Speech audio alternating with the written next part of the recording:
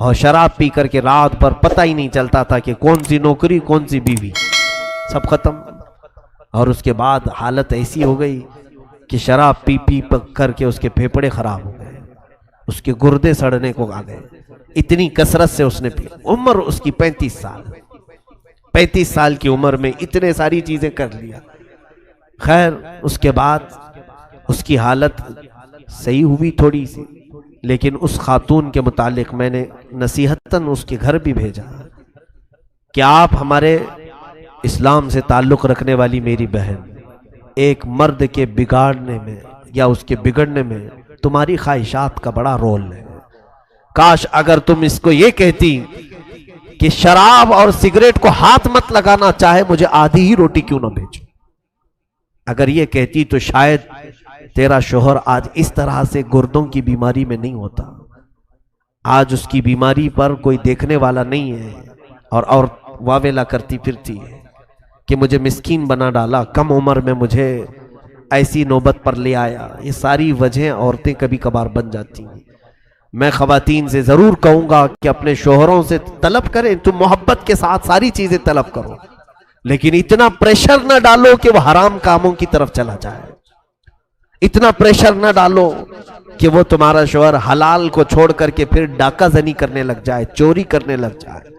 ظاہر سی بات ہے، جس شوہر کی آمدنی 1000 روپے ہو، تم 5000 کا میک اپ سیٹ مانگو گی تو چوری کر کے لائے گا نا، یا تو پھر کسی کو ٹوپی پہنائے گا، دھوکہ دے گا، یا تو پھر قرضہ لے کر کے آئے گا، شریف آدمی بھی ہو۔ یہ خواہشات اتنی زیادہ نہ ہو، بلکہ اسلامی لمٹ اور شریعت کے دائرے میں رہ کر کے ایک معاشرتی زندگی بہترین انداز میں گزار سکتے۔ وہ زندگی آؤ میرے مصطفیٰ کریم صلی اللہ علیہ وسلم کے گھر والوں میں، آقا کونین صلی اللہ تعالیٰ علیہ وسلم۔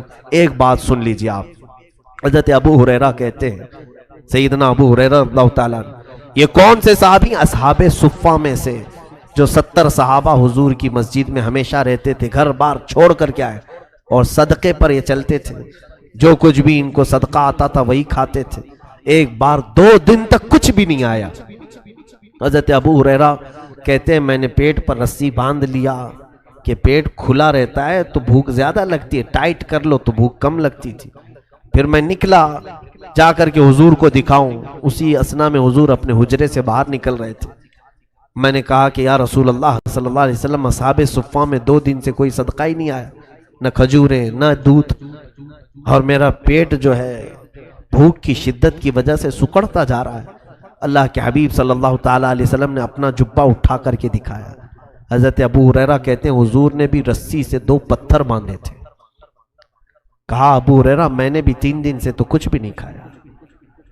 اللہ کے حبیب صلی اللہ تعالیٰ علیہ وسلم کا یہ فرمان سن کر حضرت ابو ہریرہ کہتے ہیں مجھے بڑی شرمندگی ہوئی، میں نے کیوں ذکر کیا، لیکن میرے آقا صلی اللہ علیہ وسلم نے فرمایا ابو ہریرہ چلو تمہیں بھوکا نہیں چھوڑوں گا، ساتھ میں چلو۔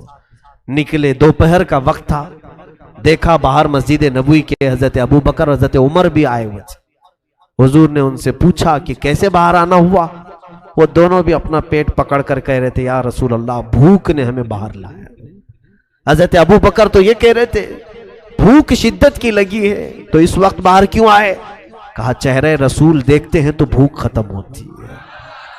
رسول کریم صلی اللہ تعالیٰ علیہ وسلم کے چہرے پاک کو دیکھ کر بھوک کو کم کرنا، یہ وہ صحابہ جو پوری دنیا پر حکمرانی کر چکے، یعنی عدل و انصاف کے اعتبار سے یہ صحابہ فاقہ میں رہتے تھے، اور حضور صلی اللہ علیہ وسلم نے ان تینوں کو لے کر ایک جگہ کی طرف کا قصد فرمایا، اور حضور سیدھے حضرت ابو ایوب انصاری کے مکان پر آئے۔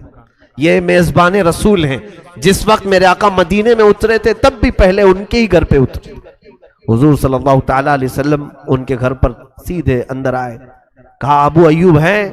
ان کی بیوی نے کہا باہر گئے ہیں کام پر۔ کہا گھر میں کچھ کھانا ہے؟ ان کی بیوی کہنے لگی ابھی تو کچھ بنا نہیں۔ اسی اثنا میں انہوں نے بلوایا اپنے شوہر کو، حضرت ابو ایوب بھاگتے ہوئے آئے، کہا دوپہر کے وقت رسول خدا صلی اللہ علیہ وسلم کا میرے گھر پر آنا، اور انہوں نے اپنی بیوی سے کہا 6 مہینے کی بکری کا ایک بچہ ہے، جلدی ذبح کرو اور اسے کھلا دیتے ہیں۔ انہوں نے بکری کو ذبح کیا، رسول کریم صلی اللہ تعالیٰ علیہ وسلم کے لیے سالن بنا، کتنے لوگ تھے؟ ابو بکر، عمر، حضرت ابو ہریرہ رضی اللہ تعالیٰ عنہ۔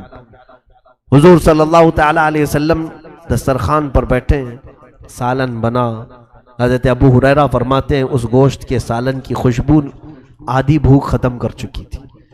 حضرت ابو ایوب نے جب وہ سالن پیش کیا دسترخوان پر، سنیے میرے عزیز ہو، اللہ کے حبیب صلی اللہ علیہ وسلم فرماتے ہیں ابو ایوب ایک اور برتن ہو، ایک اور کھٹوری ہو تو لے آؤ۔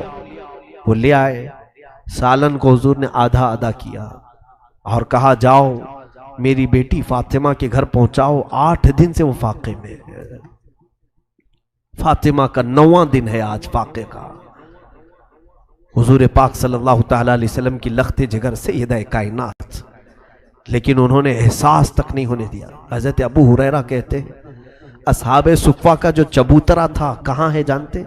حضرت فاطمہ کے گھر سے لگ کر کے تھا، جہاں یہ اصحاب صفہ بیٹھتے ہیں بی بی فاطمہ کے گھر سے لگ کر کے تھا۔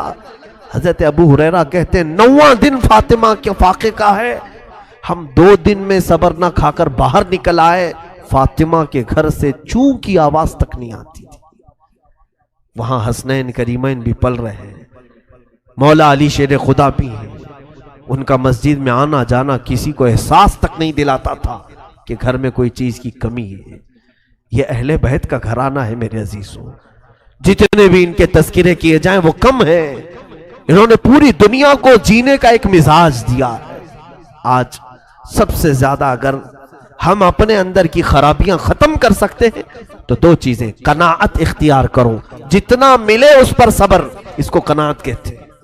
آج رب تبارک و تعالیٰ نے مجھے جو دیا ہے یہ بہت ہے، کافی ہے، یہ ایک بار کہہ کر کے تو دیکھو، مولا تعالیٰ بے انتہا پھر تمہیں نوازتا ہی رہے گا۔ ہر بندہ یہ کیا کہتا ہے ابھی بس نہیں ہوا، ارے اتنے سے تھوڑی نہ چلتا ہے۔ ایک نوکری کرنے والا پھر آ کر کے کہتا ہے حضرت اور ایک نوکری کرنا چاہتا ہوں خالی ٹائم میں، کہا اتنے سے کافی نہیں ہو رہا ہے، کہاں اتنے سے ہو پائے گا بمبئی کی مہنگائی ہے، جبکہ کھانا پانی ساری چیزیں چل رہی ہیں۔ قناعت کرنے کا اگر تمہارے اندر مزاج پیدا ہو گیا تو یہی تمہارے اسی انکم کو اللہ تعالیٰ اتنی بڑی بنائے گا کہ تم اپنا گھر چلا کر کے بھی کئی لوگوں کو قرضے دیتے رہو گے۔ برکت اس کا نام ہے، برکت کثرت کا نام نہیں۔ آپ اگر یہ سوچ کر کے بیٹھے ہوئے کہ اگر آپ کی تنخواہ آج 25,000 ہے اور پڑوسی کی تنخواہ 1 لاکھ ہے تو یہ مت کہنا کیا برکت ہے اس کے گھر۔ برکت نہیں، اس کے گھر میں کثرت ہے۔ کثرت یعنی بہت زیادہ ہے، زیادہ ہونے کو برکت نہیں کہتے۔ اگر تم 25,000 میں کھا پی کر کے کسی کے محتاج نہیں تو اس 1 لاکھ سے تمہارے 25 بہتر ہے، تمہارے پاس برکت ہے۔ تو یہ چیز اللہ کی بارگاہ میں طلب کرو کہ مولا جتنا تو عطا کرے اس پر مجھے صبر عطا کر۔ یا عورتیں بھی، مرد بھی، بچے بھی۔ بچوں کی تربیت میں ایک خاص عنصر یہ جو ہمارا ہوتا ہے، یہ ضروری نہیں کہ تمہارے بچے جو بھی طلب کریں فوراً اس کو حاضر کر دو۔ یہ ہم لوگ چاہتے ہیں نا، کچھ لوگ تو کہتے ہیں ہماری کمائی آخر ہے کس کے لیے، انہی کے لیے تو ہے، جو مانگے وہ لا کر کے دے دو، جو طلب کرے وہ لا کر کے دے دو۔ یہ بری خصلت بچوں میں ہم نے ڈالی۔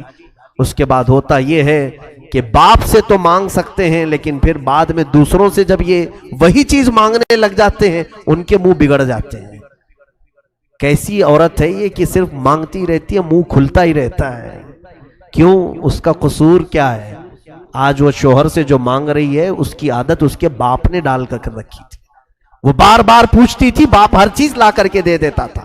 کبھی کبھار بچیوں کو یہ بھی صبر سکھائیں، جیسے رسول کریم صلی اللہ علیہ وسلم چاہتے تو اپنی بیٹی کو 1 نہیں 10 خادم دے سکتے تھے، میری فاطمہ عیش سے زندگی گزارے۔ بدر کے قیدی غلام بنا کر کے دیے جا رہے تھے، حضرت فاطمہ کو حضور 10 غلام دے سکتے، اور صحابہ کو اعتراض کیا ہوتا؟ جنتی خواتین کی سردار کے گھر میں اگر 10 خادم کام کر رہے، فخر سے کام کر سکتے تھے۔ لیکن حضور نے کیا کہہ کر کے بھیجا؟ فاطمہ جاؤ صبر کرو، تھکن زیادہ ہو جائے تو رات میں تسبیح پڑھو۔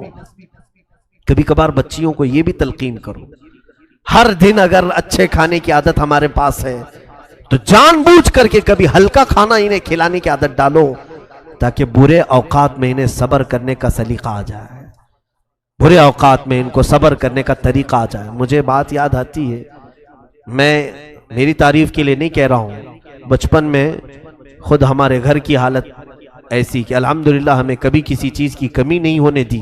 میرے والد محترم